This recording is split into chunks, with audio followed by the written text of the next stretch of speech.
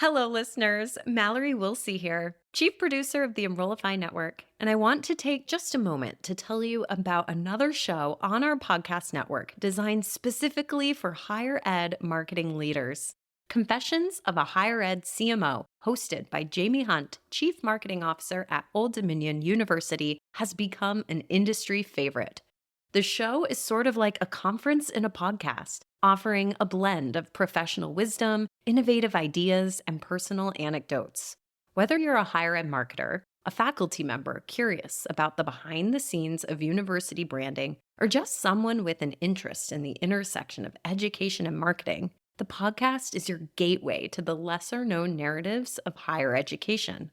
You can subscribe to the show by visiting podcast.enrollify.org or just search Confessions of a Higher Ed CMO wherever you get your podcasts.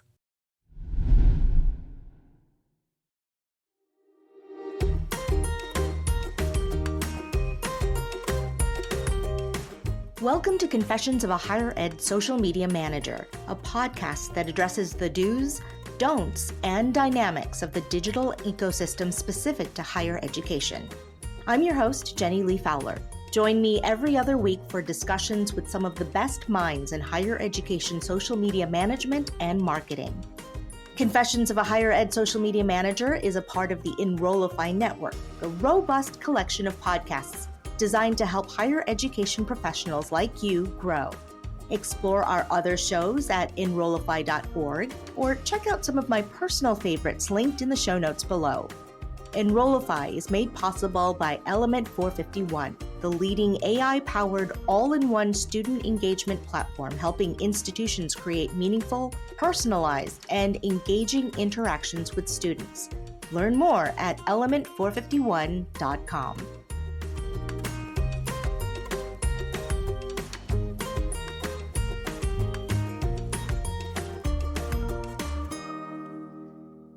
Hello, friends. I am truly excited to introduce you to Teresa Valerio Parrot, who is a respected figure in higher ed communications, and she is currently the principal of TVP Communications and the host of the Trusted Voices podcast, not to mention co-chair of the Symposium for the Marketing of Higher Ed.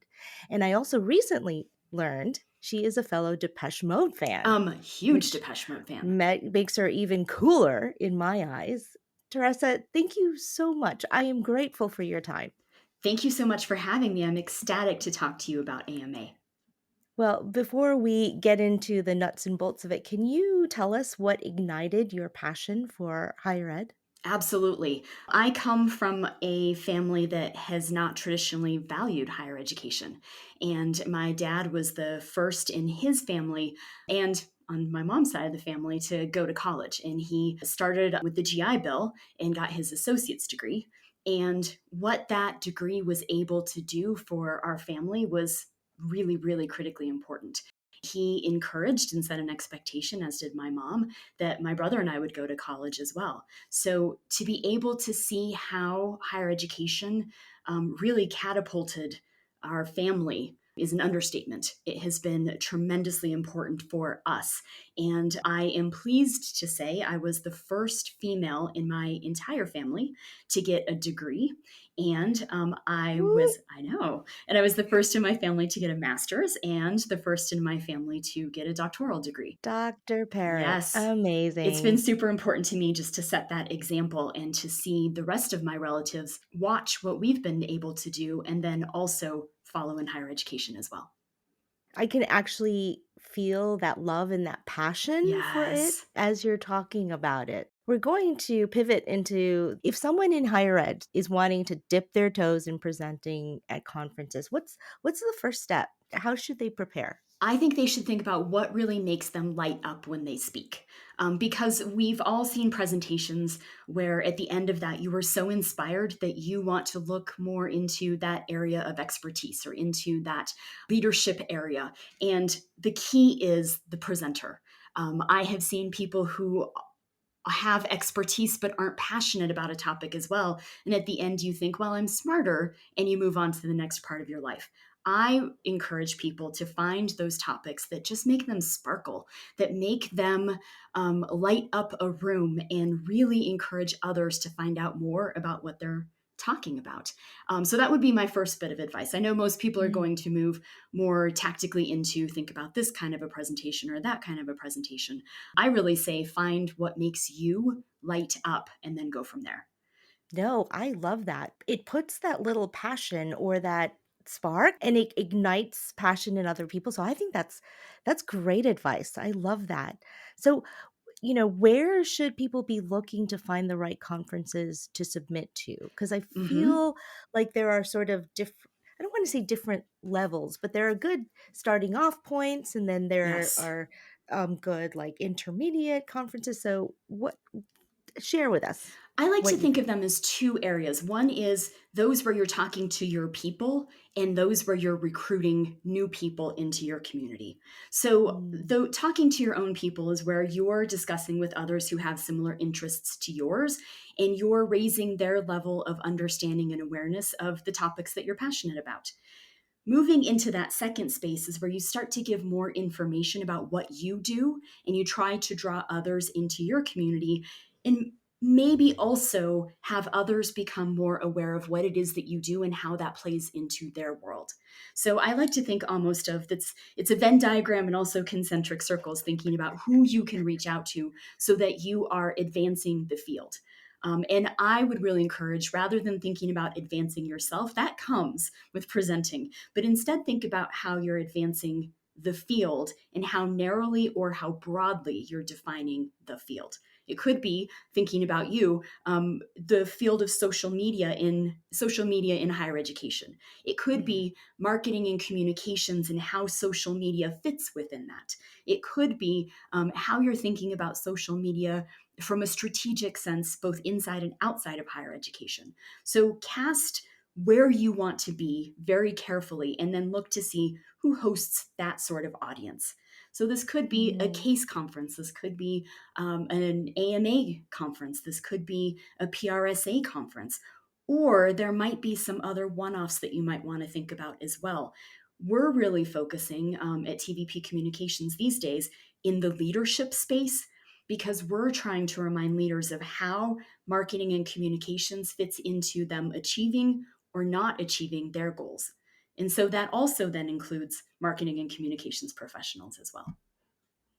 And one thing that I'm learning is that if you kind of really focus what you want to try to concentrate on Yes. and really pinpoint that thing you want to talk about is it helps as well Yes. instead of being too broad, if that Yes. makes any sense. And I think there's also this opportunity. We're all curating and refining in the ways that you're talking about, Jenny, through our own social media posts, through Mm. whatever it is that we might have a longer form response within LinkedIn. If you're participating in drafting op-eds or commentaries, whatever it might be, think about where it is that you get the greatest engagement and you also get the greatest excitement when you log back in and you see you have those likes and those comments and you want to start to have that greater conversation. That's where I encourage you to really think about um, moving that conversation in person.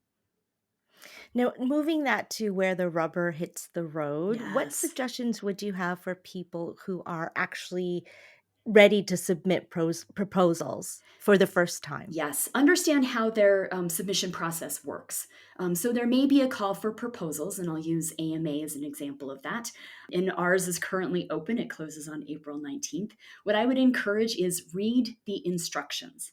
That is the best advice that I can give to you. And I know it sounds so silly, and I sound like such a mom. What what a good like start with the Start instructions. with You the would think, instructions. Yes. yeah. There are some mandatory areas. There are some areas that we give recommendations. And when people take that seriously and also run spell check, they have the Oh, best chances of actually moving forward for us to wow. discuss those proposals. If we're asking for learning outcomes, take it seriously. What do you want people to walk away with? What is it that you're hoping will be the continuation of that conversation in the hallways? Think about how you want for people to be thinking about your expertise and also the topic as a whole and next steps within that conversation. So if there's a mandatory field, make sure that you're filling that out and you're giving it some thought. It's not the flowery stuff, right? You don't Correct. want people to pizzazz you with a whole bunch of jargon and Yes. corporate speak. You want people to just get into the nuts and bolts. Like, tell me what the title should be what you're going to talk about. Yes. List the three things you're going to teach me. Is that sort of what you're looking That's for? it. What is it? And make sure that you're both explaining what it is that you're going to be talking about so that it's clear. And you also have something that's drawing people in, but you're not trying to be too cute. So, for example, sometimes we see topics that it's a really cool turn of phrase, but then you think, but what is it about? So you Mm. want to make sure that if you are including that wittiness, or you are including something that you're trying to draw people's attention, you're giving them enough of a crumb trail to what it is that you're talking about that they'll follow you into that room. And as far as the learning outcomes go, you're exactly right. We're just looking for something that people will understand. And whether they're reading intently or they're scrolling and they're skimming, they're still going to understand what you're going to talk about and why this is a benefit to them. So really, please no clickbait. We just really Yes. want substance. Yes. Substance. Are there any specific topics? I mean, more specific. I know social media is a broad one, but Yes. is there something specific within social media that everyone's kind of wondering about or wanting that presenter to talk about? Yes. So you and I were discussing this at one point as well, because this is where I think you fall into these categories. Oh, And that is that there I'm is listening. there is a want to be thinking of social media at the strategy level, and moving this away from Mm, something that we think of as a tactical conversation or something that anybody can do if they just have time and they have electricity. That's not what this is. How does this fit into the bigger strategy, and how does this really help the institution meet its goals and hopefully also show its successes? So think about and connect with people and all of the things that we know that social media can do. So this year, the AMA Symposium Committee, again, using that as an example, we decided that we were going to reframe what exactly we're asking for. And so hmm. if you're applying this year, know that our suggested topics by track are a little bit different. What we heard from people is that they weren't quite sure what we were asking for. And so we made the terms this year very, very clear. We're looking for strategy and planning. This is the strategy level. We're looking for branding and content. This is more of the tactical level. Recruitment and enrollment, advancement, retention and experience. And this is for students, faculty, and staff, their retention and their experience. Research and measurement, leadership, and then future horizons. What is coming next? And for all of these, we were thinking through, how do we include social media throughout?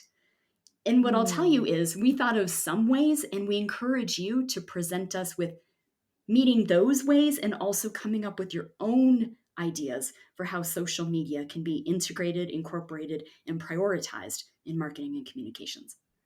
So really the words and the instructions and the descriptions and the instruction really is your guiding is your Yes, North Star here if yes, you want to present or are submitting a proposal.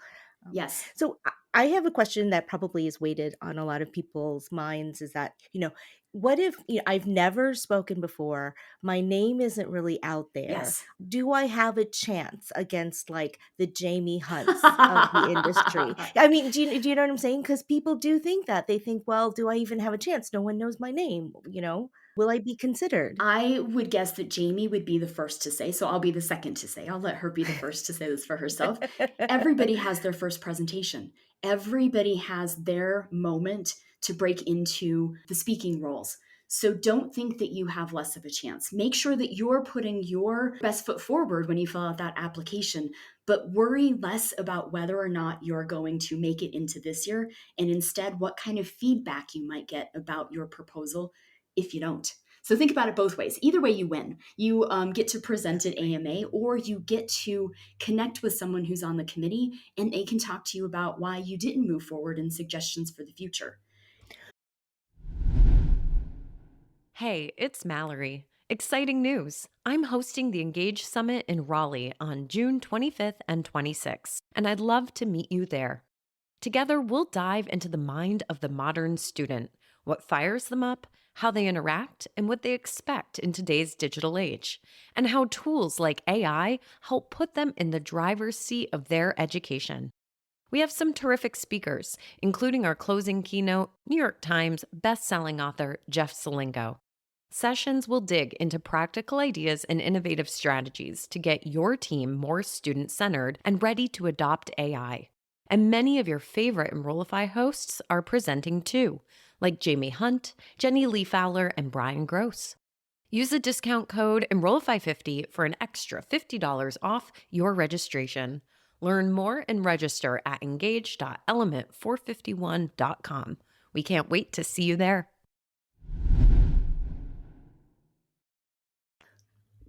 So I didn't realize that you, as judges, do that. You will follow up with people and say, this is what we liked, or this is what you need to work on. So you normally will get any kind of narrative summary that the committee members have shared. And it may be, this is what we think, these would be the areas. And you're welcome to ask Christine, who is our colleague at the AMA, if she can connect you to those who reviewed your proposal. And they can let you know exactly what that looks like. Last year, we had about 11%, I think, of proposals accepted. Yeah. So it's a tough cut. But the other part of that is it's about building community. So one of the things we're doing this year that is different is that not only are we having a call for proposals, which again, due April 19th, but we're also going to have a call for volunteers this summer, because one of our focus areas this year is sharing more about how these decisions are made and how people can participate in AMA's symposium in many different ways, so that they get to see how we're making these decisions, how community is built, and they can also let us know that they're interested in having additional participation either with the symposium or with our community as a whole. Well, in addition to volunteering, how are other ways that people can get involved? I think look at AMA, but also look beyond AMA. What are some of the ways that you can think about a case proposal or a PRSA proposal? PRSA has something called the CHE, which is the Counselors to Higher Ed, which is a companion to AMA's symposium, if you will. And they're looking for those who, on the comms side, they may be comms and marketing rather than marketing and comms, who want to be talking about what's going on in our industry as well. So think about where there might be presentation opportunities beyond AMA. Think about where you can write, where you can participate, and make sure that you're looking at LinkedIn as a way to connect with others and start to talk about what matters to you, so that those who might be on a symposium or a conference committee can think of you when they're trying to look at the curated content and maybe offer you an opportunity that you may not have even known existed. So use your skills to brand and market yourself a little Yes. bit. Is that sort of what I'm hearing? 100%. This is about, And that makes a difference. yes, because we want to make sure that if we are asking someone to participate, that they are contributing to the community in ways that are beyond just talking about themselves. Mm. So in addition to the paper proposal or the written proposal, what are some other things that presenters should be thinking about? Because I know there's a presentation aspect. You're standing in front of a group of people and you're Yes. talking to them, and that can be very intimidating to people. Yes.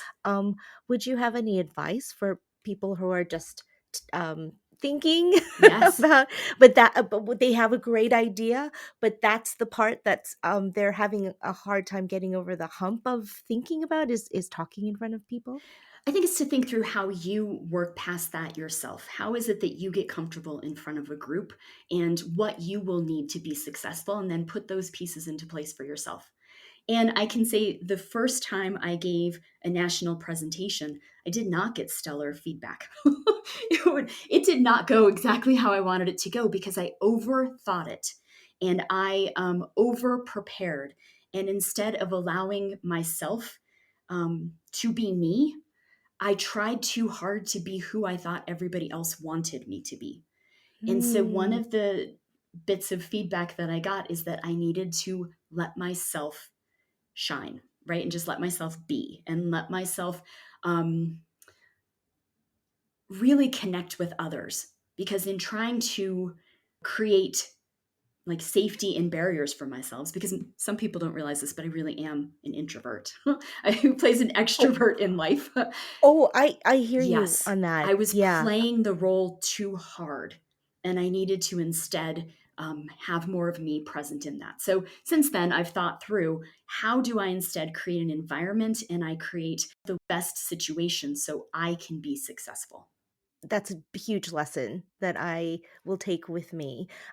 I do wanna kinda dig into this just a little bit because I want people to know that they can also practice this, right? Like, 100% yes. yeah, those who have a good idea, it's the idea that's hard to come up with, but once you have something you wanna talk about, it's something you can actually, it's like building a muscle, you can practice. I 100% agree. And that's part of why it's important to put your name in for as many opportunities as possible, because you're going to want to practice on your own in your own way, and you're going to need to practice in front of others. So, are there opportunities for you to talk on campus where you can be talking to different units? Is there a way, if there's a chapter of a professional organization Mm. in your backyard, that you can present there? Go and ask if you have a journalism school or a communication school or some kind of academic unit that aligns with what you're doing, if you can present to their students. I think it's actually harder to present to students than it is to my colleagues, because sometimes, It's hard to keep engaged, yes, yeah. yes, exactly. So think about where you can get some of those opportunities to be in front of others, but then again, rehearse on your own. I used to walk my dog and kind of just talk through how I was going to transition from one topic to the next so that it felt more natural for me. And so Mhm. while we were walking, she got to hear about media training many a time, or crisis communications, or whatever it was. She's pretty well versed in this. Um, I bet, I but it was a bet. natural way for me to just let my mind be a little bit more open, and not to have everybody in front of me that I was worried about what I was going to say or how it was going to come out. But Mm. instead, I could think about what was the most natural way for me to put my words together. I will second that in that when I'm preparing for something I have to talk, that I have to do a lot of talking, I prepare it by talking to myself a lot. Yes. Like I am talking in the shower, I am Yes. talking on my commute. I'm just having the conversation in my head and saying it out loud. And I'm sure people probably think I'm funny, but uh I feel prepared that way for sure. Um, I there are different levels of, not levels, but there are different ways of presenting too, right? You Yes. if you don't feel like you're ready for being a solo speaker, you can do it with someone or you can do it with panel, right? Yes. You There are other ways you can dip your toe in. Yes, and AMA is opening that up a little bit differently this year, specifically for the symposium. So you can choose if you want to have a session, if you will, which will be you presenting, maybe by yourself, maybe with a co-presenter. We have a limit on how many people can be part of a general session, so that everybody gets a turn to speak and gets to talk about their expertise. You can be part of a panel, so either the moderator or a panelist, and that splits it up a little bit and instead makes it a little bit more casual. And it means that not all of the eyes are on you at all times, which may feel better for some people. Or if you really want to be more in a teaching mode, you can also apply for a pre conference session. And that can be 2 to 3 hours of you really talking a little bit less, maybe about where this is going next, maybe, maybe not, and a little bit more about foundational information, making sure that people have the information and the skill sets that they need to better engage with the content for the rest of the conference as well. So there are different ways and opportunities for you to think about this, especially based on where you feel most comfortable.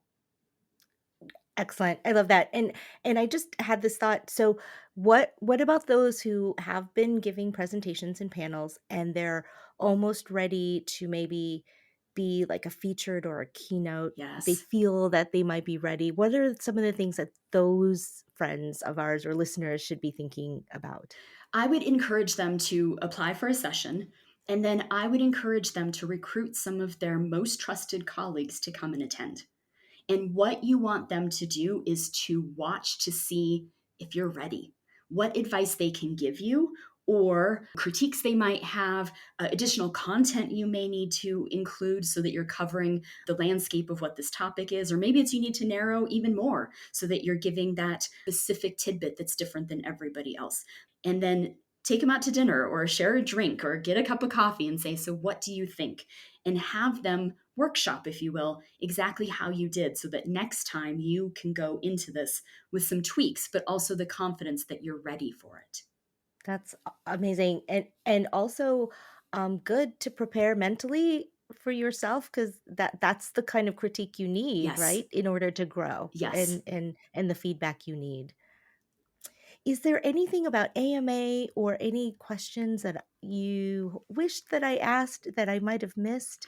One other tidbit, because I think this is something that my co-chair, Stephen Jandrusik, and I have been really pushing, is that this year there's going to be some more mingling time, if you will. So we're going to have a little bit of time added between sessions. And we're also going to have some spaces where people can gather, because we know that there is so much to learn in the sessions, but there is so much to learn being with others, so much networking to happen and community to be built. So this year, you'll still get all of the content, all of the information, but we really want to have a concerted effort for people to be with people and to build what can be.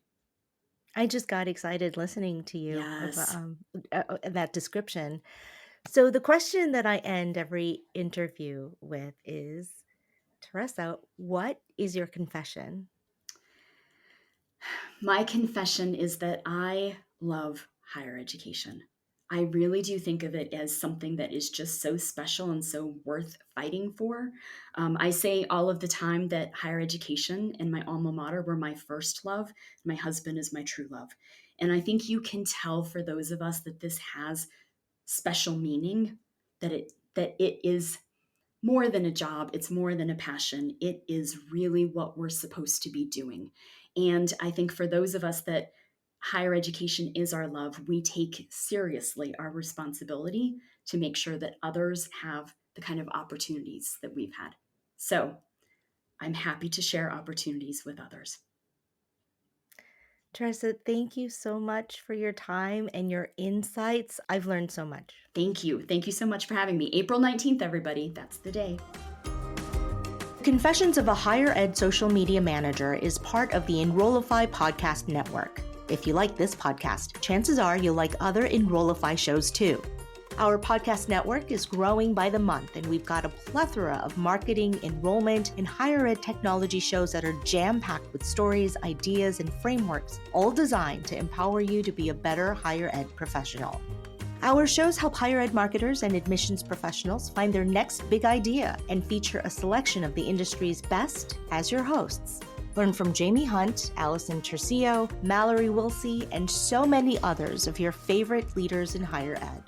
Enrollify is made possible by Element 451, the leading AI-powered all-in-one student engagement platform, helping institutions create meaningful, personalized, and engaging interactions with students. Learn more at element451.com.